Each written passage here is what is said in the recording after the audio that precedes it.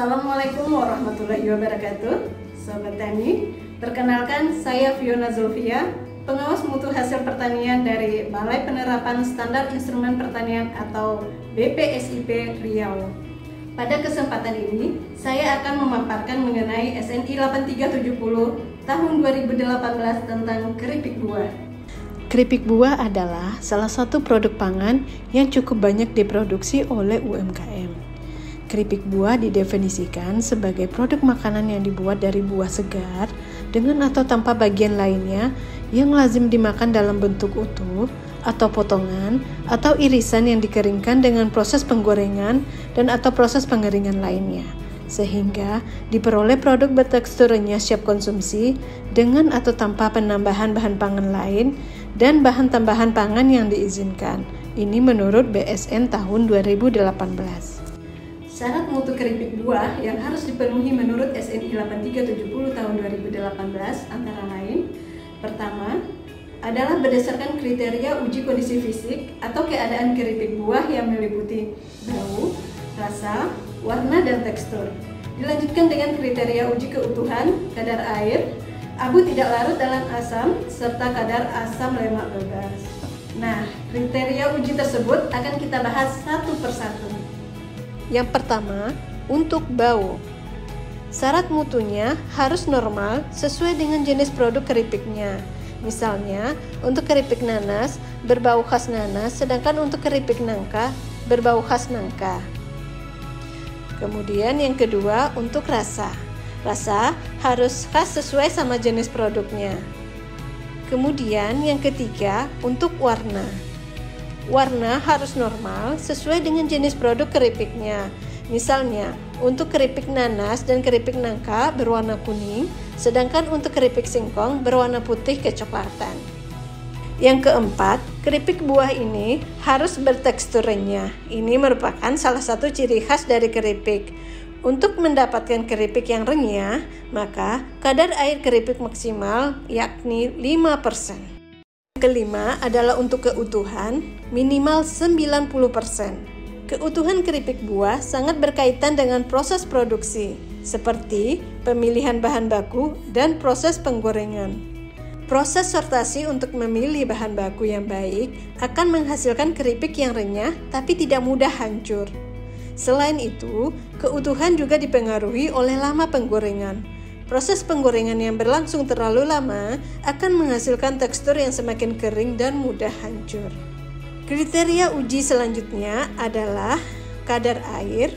Keripik buah harus mempunyai kadar air maksimal 5%. Ketebalan irisan buah akan berpengaruh terhadap kadar air. Ketebalan berkaitan dengan luas permukaan bahan yang berhubungan langsung dengan minyak sebagai medium pemanas dan menyebabkan air lebih mudah berdifusi. Pada irisan buah yang lebih tipis, air akan lebih cepat menguap dari bahan. Yang ketujuh adalah untuk abu tidak larut dalam asam. Ini maksimal 0,1%. Beberapa hasil penelitian sebelumnya menyatakan bahwa kadar abu tidak larut asam menunjukkan tingkat kebersihan suatu produk. Dikarenakan dapat menunjukkan adanya kontaminasi mineral atau logam yang tidak dapat larut dalam asam. Abu tidak larut asam merupakan abu yang berasal dari faktor eksternal produk yang bersumber dari pengotor. Hal ini terjadi diduga karena proses pembersihan bahan baku buah yang belum maksimal, sehingga pengotor masih tertinggal dan terbawa bersama keripik buah. Semakin tinggi kadar abu pada bahan pangan yang diperoleh, maka kandungan mineral juga akan semakin tinggi.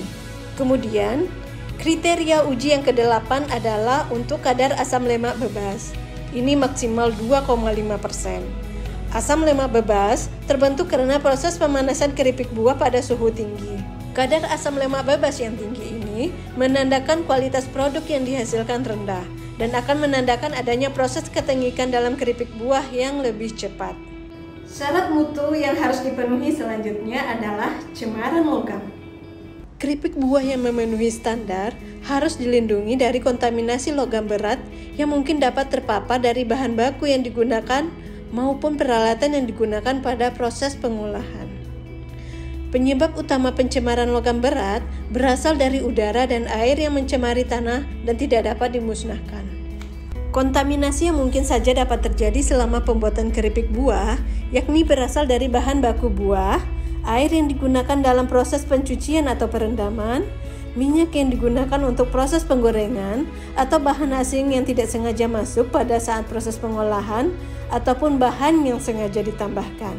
Kriteria uji cemaran logam menurut SNI 8370 tahun 2018 adalah: yang pertama, kadmium atau CD maksimal 0,05 mg per kilogram. Yang kedua adalah timbal atau PB maksimal 0,20 mg per kilogram. Kemudian yang ketiga adalah timah atau SN maksimal 40 mg per kilogram. Terus yang keempat adalah merkuri atau Hg maksimal 0,03 mg per kilogram. Kemudian yang kelima adalah arsen atau AS maksimal 0,15 mg per kilogram. Syarat mutu terakhir yang harus dipenuhi adalah cemaran mikroba. Keberadaan mikroba dalam makanan yang bersifat patogen perlu untuk diwaspadai karena dapat menyebabkan gangguan serta berakibat buruk pada kesehatan. Menurut SNI 8370 tahun 2018, kriteria uji cemaran mikroba yang harus dipenuhi adalah: yang pertama, angka lempeng total. Angka lempeng total menunjukkan total cemaran mikroba yang terdapat pada produk keripik buah yang diuji. Angka ini menunjukkan kualitas produk, pencemaran, dan status higienitas pada produk yang dihasilkan. Syarat mutu yang harus dipenuhi oleh keripik buah yaitu angka lempeng total maksimal 10⁵ koloni per gram. Yang kedua adalah E. coli. E. coli merupakan salah satu bakteri patogen yang dapat menjadi pencemar dalam makanan karena perilaku buruk pekerja saat proses produksi, kondisi penanganan lingkungan dan kesehatan pekerja yang kurang baik, serta penggunaan air pencucian yang telah tercemar E. coli. Menurut SNI 8370 tahun 2018 ini, jumlah cemaran mikroba E. coli tidak boleh melebihi 10⁵ koloni per gram. Yang ketiga adalah kapang dan khamir. Sama halnya dengan bakteri, keberadaan kapang dan khamir yang melebihi ambang batas pada produk pangan juga dapat menyebabkan penyakit seperti mikosis atau infeksi yang disebabkan oleh kapang, serta mikotoksikosis atau keracunan. Oleh karena itu, jumlah kapang dan khamir pada keripik buah menurut SNI 8370 tahun 2018 ini tidak boleh melebihi 10⁵ koloni per gram. Nah, Sobat Tani, demikian tadi paparan saya mengenai SNI 8370 tahun 2018 tentang keripik buah. Semoga bermanfaat terutama untuk pelaku usaha UMKM atau produsen yang bergerak pada industri keripik buah. Dengan memperhatikan atau memenuhi syarat mutu ini, maka produk keripik buah yang dihasilkan akan terjamin kualitasnya dan aman bagi kesehatan. Jika Bapak Ibu membutuhkan konsultasi atau informasi lebih lanjut dapat menghubungi melalui alamat ini. BPSIP Riau melayani dengan sepenuh hati. Wassalamualaikum warahmatullahi wabarakatuh.